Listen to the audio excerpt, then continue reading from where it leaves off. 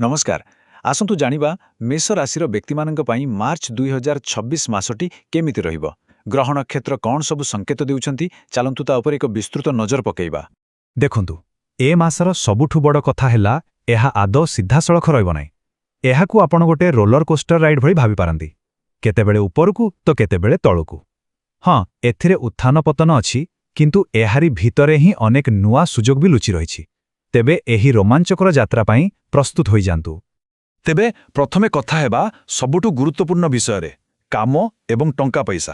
कारण एही मासरे क्यारियर आउ आर्थिक स्थिति भितरे गोटे बड़ संतुलन बजाय रखिबाकु पड़िबो। भल खबर हेउची मासर आरंभ बेस भल रहिबो।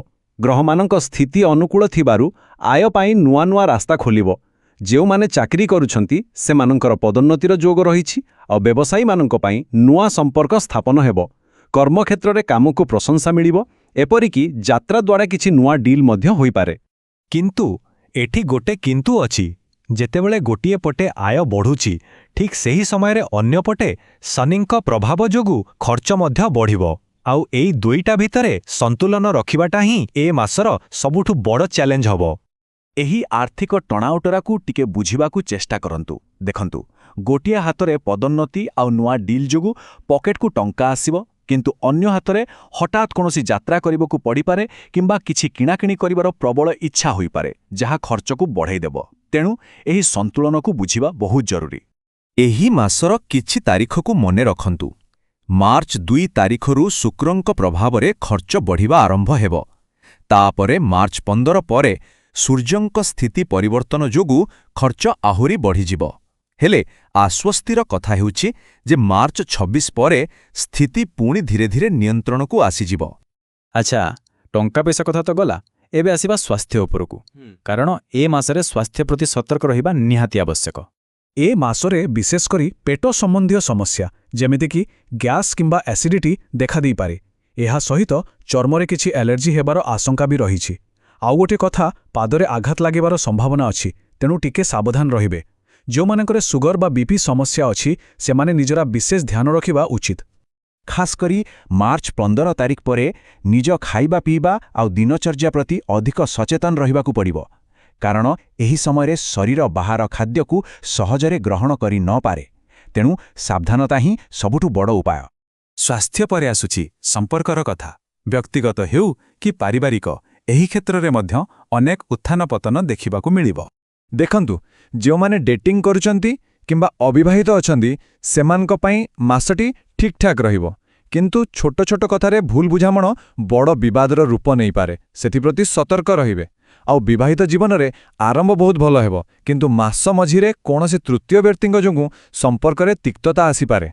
हेले चिंता करंतु नाही, मास शेष आड़कू एक भल खबर अछि। मार्च 26 तारिख परे स्थिति बदली जिवो। संपर्करे पुणी थरे मधुरता फेरी आसिबो एवं परस्पर मध्यरे भल बुझामणा बढ़िबो। जदि परिवार कथा देखिबा तेबे परिवेश मोटामोटी भावरे सामान्य रहिबो। भाई भौणींक ठारू सहयोग मिली पारे, जहा एक बहुत भल कथा। किंतु मांक स्वास्थ्य प्रति विशेष ध्यान देबाकू पड़िबो। एहा छड़ा घरर मरामती बा साजसज्जा पाई किछि खर्च हेबार संभावना अछि। आउ एबे आमे आसीछि हमर शेष विभागकू, जेउठी आमे छात्र छात्रींक पाई कोन चैलेंज रहिछि आउ समस्तंक पाई एक सरल उपाय विषय कथा हेबा। छात्र छात्रींक पाए ए मासटा टिके संघर्षमय रही पारे। मन एपट सेपट होबो, पाठ पढ़ारे ध्यान केंद्रित करिबा कष्टकर होई पारे, आउ काम गड़ेइबार अभ्यास भी बढ़ी पारे, जहा पाठ पढ़ारे बाधा सृष्टि करिबो। किंतु एठी भी गोटे आशार किरण अछि। जो छात्र छात्री माने विदेश जाई पाठ पढ़िबाकू चेष्टा करूछंती सेमानंक पाई एही मासटी बहुत भल संकेत आनिछि।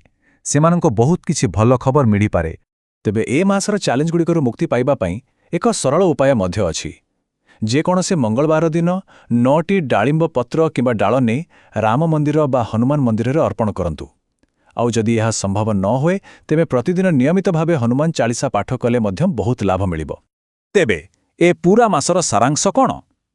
एहार मूल मंत्र हेउछि संतुलन। आय आउ खर्च, सुजोग आउ चाप एवं संपर्कर उत्थान पतन एसबु भितरे संतुलन रक्षा करि पारेले ही सफलता निश्चित मिलिबो। तेबे मार्च मासर एही रोलर कोस्टर यात्रा पाई प्रस्तुत रुहंतु। बुद्धिमतार सह प्रत्येक निष्पत्ति नियंतु एवं धैर्यर सह परिस्थितिर सामना करंतु। ମାସଟି ଆପଣଙ୍କ ପାଇଁ ଶୁଭମୟ ହେଉ।